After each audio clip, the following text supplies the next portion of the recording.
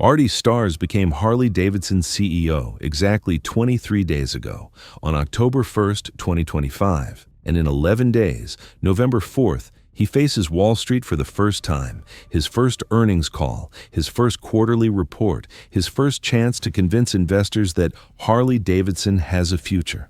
And he's walking into a buzzsaw. Q2 2025 was catastrophic. Sales down 23%, losses of $175 million, financial guidance suspended, dealer inventory crisis, tariff wars, an aging customer base that's dying off, and a $6,000 Chinese-built entry bike launching into controversy. Starrs inherited a dumpster fire, and Wall Street expects him to put it out in less than a month. This isn't just an earnings call. This is a test. Can Harley's new CEO, a guy with zero motorcycle industry experience, save the most iconic American motorcycle brand from collapse? Spoiler: probably not. Subscribe right now if you want honest Harley coverage. We're covering Q3 earnings live on November 4th. Bell icon. Drop a comment. Does Artie Starrs survive his first year? Let's go. Let's start with the basics. Who the hell is Artie Starrs? He's a business executive, former CEO of Topgolf International from 2020 to 2024. Under his leadership, Topgolf's revenue grew from $1.1 billion to $1.8 billion. That's impressive. That's why Harley hired him. But here's the problem. Topgolf isn't motorcycles. It's golf entertainment. Completely different industry, different customers, different challenges. Starrs has zero motorcycle industry experience. He's not a rider. He doesn't wrench on bikes. He didn't grow up in motorcycle culture. He's a corporate turnaround specialist brought in to fix financials, not build better motorcycles. And that's terrifying for Harley loyalists. Because Harley doesn't need a CFO mentality right now. They need vision. They need product innovation. They need someone who understands why people buy motorcycles. Starrs might know how to cut costs and streamline operations. But can he restore the soul of a dying brand? Can he convince young riders to buy Harleys? Can he navigate tariff wars and dealer rebellions? We'll find out in 11 days. Starrs has been CEO for 23 days. Most CEOs get a honeymoon period, 6 months to a year, where investors give them time to assess, strategize, and implement changes. Starrs doesn't have that luxury. Q3 results drop November 4th. That's 11 days away. And Wall Street expects answers. They want to know, are sales still collapsing? Is the dealer inventory crisis resolved? What's the plan for tariffs? How will the sprint save the company? When will financial guidance be reinstated? Can Harley survive 2026? Starrs has to answer all of that in his first month, with no time to fix anything. And here's the brutal part. Q3 performance has nothing to do with him. Those numbers were set in motion months ago under former CEO Jochen Zeitz. Starrs inherited the results, but he'll be judged on them anyway.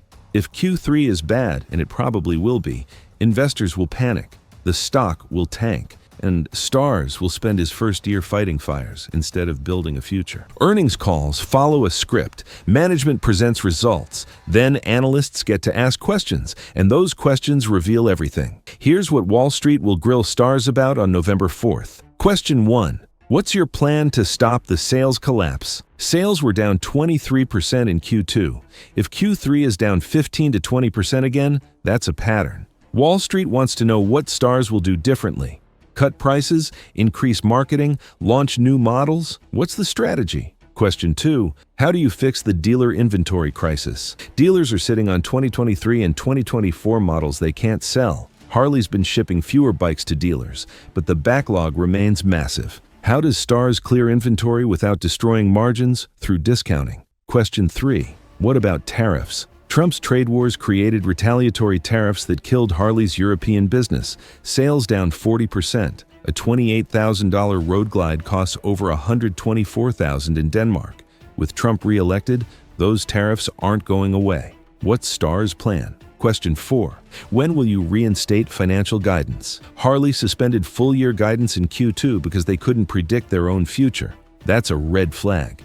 Investors need guidance to value the company. When will it return? And if not, why? Question 5. How will the sprint save Harley? The $6,000 sprint launches Q1 2026. It's Harley's big bet on attracting young riders, but traditional fans are furious, dealers are skeptical, and nobody knows if it'll be reliable. Can Starrs sell this vision to Wall Street? Question 6. Are layoffs coming? When companies collapse, they cut costs. That means layoffs, factory closures, and dealer consolidation. Will Starrs announce job cuts? And if so, how many? Here's why Artie Starrs is doomed. He can't win. If Q3 results are bad, he gets blamed. Even though he's been CEO for less than a month, the stock tanks. Investor confidence collapses, and he spends the next year in crisis mode.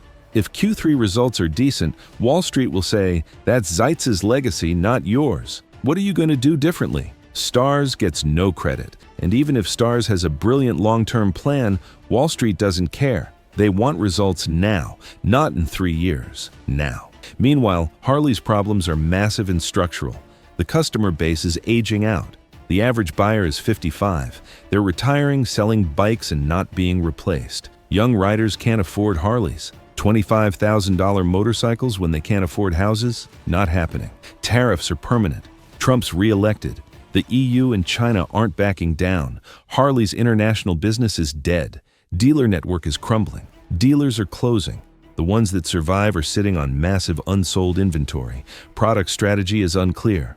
The Sprint might work, or it might flop. Nobody knows. Those problems take years to fix. Starrs has months, maybe weeks before investors lose patience. Starrs' only card to play is the Sprint, Harley's $6,000 entry-level bike launching Q1 2026. On paper, it's smart, affordable, accessible, targets young riders in emerging markets. If it works, it brings in new customers who eventually upgrade to bigger Harleys. But there are massive risks. Risk 1.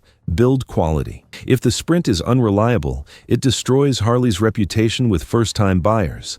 They'll never come back. Risk 2. Dealer rebellion. Some Harley dealers don't want to sell a $6,000 bike. The margins are thin. They'd rather sell $30,000 road glides. Risk 3. Brand dilution. Traditional Harley fans see the Sprint as a betrayal. Real Harleys are expensive, loud, and American-built. A cheap Chinese bike with a Harley badge? That's not what they signed up for. Risk 4. It's too late. Even if the Sprint succeeds, it won't save Q4 2025 or Q1 2026. Harley needs cash flow now. The Sprint's a long-term play. On November 4th, Starrs has to sell the Sprint vision to Wall Street. He has to convince them it's not desperation, it's strategy. And he has to do it without any sales data to back it up. Good luck. Let's game out the scenarios. Scenario 1. Q3 is catastrophic. Stock crashes. If Q3 sales are down 20% or more, if margins collapse below 7%, if guidance stays suspended, the stock could drop another 20 to 30%. Starrs gets blamed. Investor confidence evaporates, and Harley's survival timeline shrinks. Scenario 2. Starrs announces layoffs. Companies in crisis cut costs. If Harley announces factory closures, layoffs, or dealer consolidation, that's an admission things are worse than publicly stated. Short term, it saves money. Long term, it signals desperation. Scenario 3. Wall Street demands change. If investors lose faith in Starrs after one quarter, they'll pressure the board to replace him. That would be humiliating and catastrophic for Harley's credibility. Scenario 4. Bankruptcy discussions begin. If Q3 and Q4 are both terrible, Harley could be discussing Chapter 11 by Q1 2026. Not saying it's guaranteed, but it's on the table. 11 days. That's all Artie Starrs has before he faces Wall Street for the first time as Harley-Davidson's CEO. He inherited a company in freefall. Sales collapsing, dealers struggling, tariffs killing international business, an aging customer base, and a $6,000 Chinese bike launching into controversy. Wall Street expects answers. They want a plan, they want confidence, and they want it from a guy who's been CEO for 23 days. It's an impossible situation. And honestly, I don't think he survives it. Drop a comment. Does Artie Starrs last a year? Or is he the fall guy for Harley's collapse? Subscribe for live Q3 coverage on November 4th. We'll break down the numbers, analyze Starrs' performance, and tell you what it means for Harley's future. This is the most pressure-packed earnings call in Harley's history, and we'll be watching.